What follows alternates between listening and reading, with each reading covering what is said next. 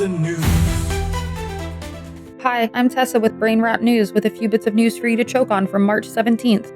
It's a great day to be a bigot in Kentucky, where the Republican-controlled legislature has decided that banning conversion therapy was just too progressive. That's right, folks. While the rest of the civilized world recognizes that torturing LGBTQ+ children into hating themselves is a human rights violation, Kentucky Republicans have bravely stepped up to say, actually, let's keep doing that. Democratic Governor Andy Beshear had previously banned conversion therapy, but the GOP, in a move that can best be described as violence in legislative form, steamrolled over him with a veto-proof majority. As a bonus, they also made sure Medicaid can't cover gender-affirming healthcare, because why stop at psychological abuse when you can also deny medical care? In a separate but equal dystopian measure, the Kentucky House also voted to deny gender-affirming healthcare to incarcerated transgender individuals. You know, because suffering is apparently the official state religion. If this all sounds like a bunch of gleeful cruelty wrapped in the language of morality, that's because it is. Republicans don't give a single damn about protecting children. If they did, they'd do something about gun violence, the crumbling schools, the poverty, or the complete lack of healthcare. But no,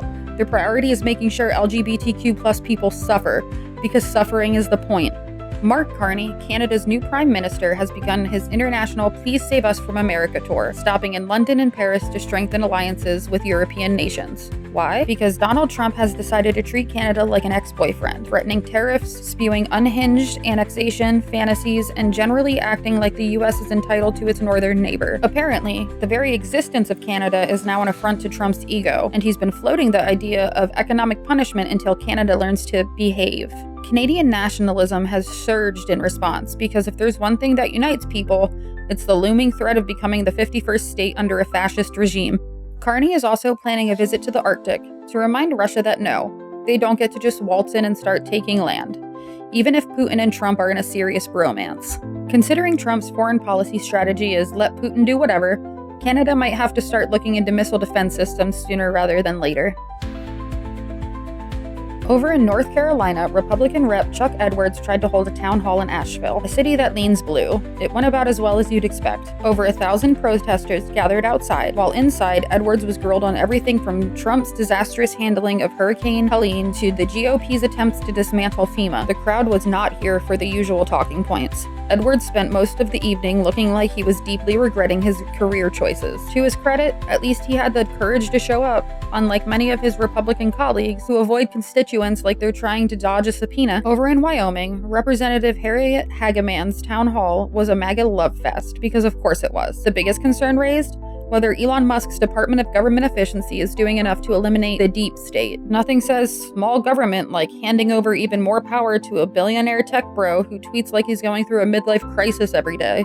The Trump administration has once again made it clear that rules, laws, and basic human decency are mere inconveniences to be ignored. This time, they've been caught illegally deporting over 200 people to El Salvador, despite a federal judge's explicit order barring deportations under the Alien Enemies Act, because when a court tells Trump no, his response is always, "What are you gonna do about it?" This latest legal defiance comes after weeks of escalating tensions between the administration and the judiciary, as Trump's second term has been an all-out war on any institution that dares to check his power. Judge James Boasberg had ruled that the administration must immediately halt deportations of Salvadorian asylum seekers, citing credible fears of persecution and death. Trump officials went ahead and did it anyway, because why not? The ACLU has filed an emergency motion demanding that top Trump officials, including acting DHS Secretary Stephen Miller's latest handpicked lackey, testify under oath about how exactly they thought they could openly ignore the courts. Judge Boasberg has now scheduled a contempt hearing, but let's not get our hopes up. If history is any indicator, this administration will treat it like just another hurdle to the road of full-blown authoritarianism. Will anybody actually be held accountable? Will Trump even pretend to care about the rule of law? Or will this just be another entry in a growing list of crimes Trump got away with because no one stopped him?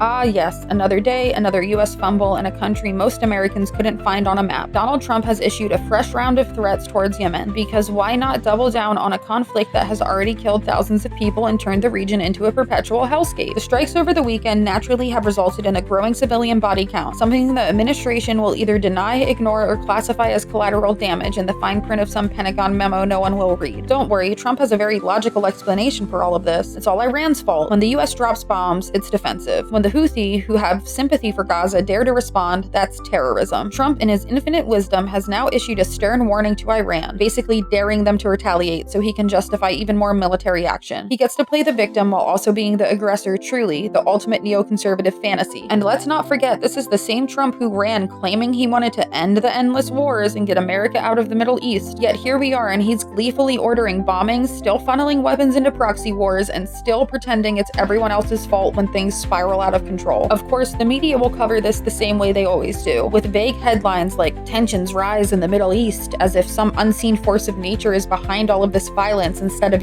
actual American policies and bombs. The defense contractors will keep raking in their billions, the politicians will keep pretending this is about national security, and the Yemenis will die for no reason beyond geopolitical whims of Washington. Chuck Schumer's book tour was supposed to be a grand lecture series on anti-Semitism in America, a warning, but instead it turned into planned demonstrations of how much Democrats now despise him. Why? Because Crying Chuck, in a baffling display of spinelessness, helped Trump pass a Republican-led government funding bill that handed the GOP exactly what they wanted on a silver platter. Cities like Baltimore and DC became hotbeds of Schumer-related outrage. Protests of his events were planned to let him know exactly how they felt about his willingness to roll over for Trump. This led to him canceling the whole thing. It turns out, when you enable an authoritarian wannabe, people don't exactly love you for it. Schumer's excuse? He says he had to support the bill to prevent a government shutdown. Oh, fantastic. A Democratic leader's big win was making sure the government stays open just long enough for Trump to keep it running into the ground. What an accomplishment. But here's the thing. If preventing a shutdown means giving Trump everything he wants, what's the point? At that rate, just let it shut down. At least then we wouldn't be directly funding Trump's idiotic policies, corporate tax cuts, and whatever other monstrosities he's got planned. The fallout has been brutal. House Democratic leader Hakeem Jeffries has gone suspiciously silent when asked about Crying Chuck's leadership because even he knows this was a massive betrayal. The progressive wing of the party is now openly questioning if Schumer should even be in leadership anymore, and they've got a point. Schumer thought this book tour would cement his legacy as a wide elder statesman. Instead, it has exposed him as an out-of-touch relic. He is a man still clinging to some fantasy where bipartisan cooperation is possible, even as Trump and his cronies burn democracy to the ground. And now, thanks to his own cowardice, he's stuck at home with a bunch of unsold books and a reputation in freefall. Maybe next time he should write a book called How to Lose Your Own Party's Respect in 10 Easy Steps. It'd probably sell better.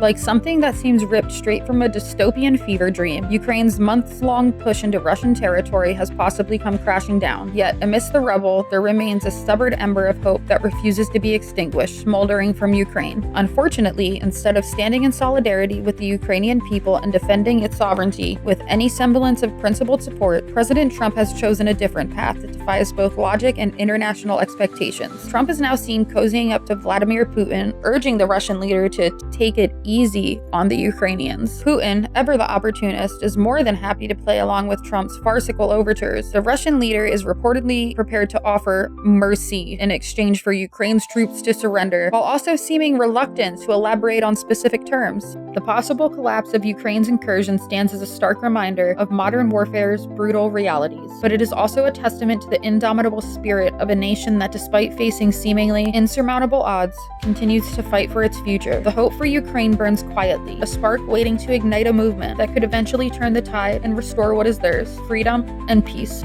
In something that could only be dreamed up by the twisted minds in Trump's inner circle, the White House has taken on the role of an investment bank. Their mission? To force the sale of TikTok's US operations, because apparently in 2025 the government is too busy playing corporate Moogle to worry about basic democratic principles. JD Vance has been appointed as the overseer of this high-stakes auction, a move that perfectly encapsulates the new reality where government officials moonlight as Wall Street hotshots. The administration is determined to sell off TikTok, the widely popular social media platform that has long been accused of mishandling user data and having ties to a foreign government. In a rather Orwellian twist, Trump's team is effectively treating America's user data like an asset to be traded to the highest bidder rather than something that belongs to the citizens of the country. It's a perfect marriage of corporate greed, governmental overreach. It's a cocktail that leaves privacy, security, and accountability drowning in a vat of political nonsense. Oracle, helmed by billionaire Larry Ellison, is leading the pack of bidders because nothing screams data protection like handing over the reins to a tech bro whose moral compass seems to be spinning in the opposite direction of a magnetic field. The whole process reeks of irony. The very tools that once empowered the people to speak out are now being weaponized weaponized in the corridors of power, as Trump's administration leverages its dubious authority to reshape the digital landscape. This isn't just a sale, it's a spectacle, a grotesque parody of free market principles, where the government's involvement turns every transaction into a political statement. The idea that the White House is acting like an investment bank would have been laughable a decade ago, but in 2025, it's become another disturbing chapter in the ongoing saga of corporate feudalism in America. The boundaries between state and capitalist interests have been blurred so thoroughly that we might as well ask if we're living in a simulation where democracy is just a poorly scripted reality show. While J.D. Vance and his cohorts scramble to finalize the deal, ordinary Americans are left to wonder when their government stopped being a protector of rights and started becoming just another player in the ruthless world of high finance, a world where everything is for sale. Under President Vladimir Putin, Russia's economy has been playing a high-stakes game of survival. Official numbers boast an apparent resilience after a modest 1.2 GDP contraction in 2022. The nation saw a 3.6 growth in 2023 and 2024. Don't be fooled by these glossy figures. They are nothing more than a house of cards propped up by an overheated war economy. This so-called stability rides on the fumes of relentless military spending, which now gobbles up a staggering 8% of the GDP and 40% of the federal budget. Major banks like Esser Bank and VTB Bank are practically throwing money around in a lending frenzy, with corporate credit surging by 18% in both 2023 and 2024, even as interest rates creep higher.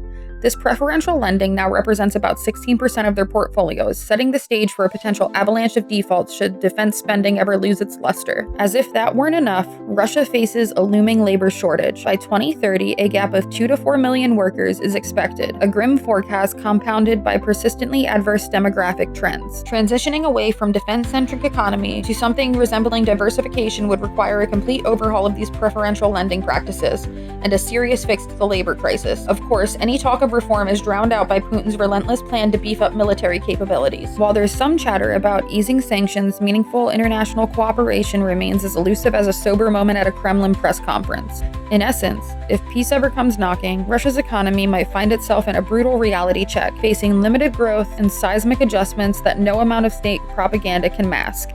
Remember when America used to be a place where brilliant minds from around the world would come to push the frontiers of medicine, science, and technology? That was before the current regime decided that paranoia was a substitute for governance. Dr. Rasha Alwiya, a Lebanese physician, was set to start a job as an assistant professor of medicine at Brown University because, she's actually good at what she does. Homeland Security officials took one look at her phone, saw a picture of Hezbollah's leader, Hassan Nasrallah, and decided she was obviously a terrorist, because in Trump's America, that's all the proof you need. Forget due process if your last name sounds remotely foreign, and there's a picture of a bearded man on your phone. You're one airport screening away from being ejected from the country. Never mind the fact that she had a valid visa, because apparently, if you even stand near the wrong person at a burial, you forfeit all rights. A judge had actually ordered a hearing before her deportation, but it turns out that law and order only applies when it's convenient. By the time the hearing was supposed to happen, she was already kicked out of the country. Meanwhile, the same administration rolling out the red carpet for white nationalist mass shooters is very concerned about a woman who helps people with kidney transplants. But sure, tell me again how this isn't just thinly veiled racism wrapped in an American flag. A rally is planned at the Rhode Island State House to push for her return, but knowing this administration, they'll probably call in the riot police and arrest everyone with an IQ over 100. That's it for Brainrot News. Like and subscribe for your daily dose of dystopia, so horrible even Kafka would crack a smile.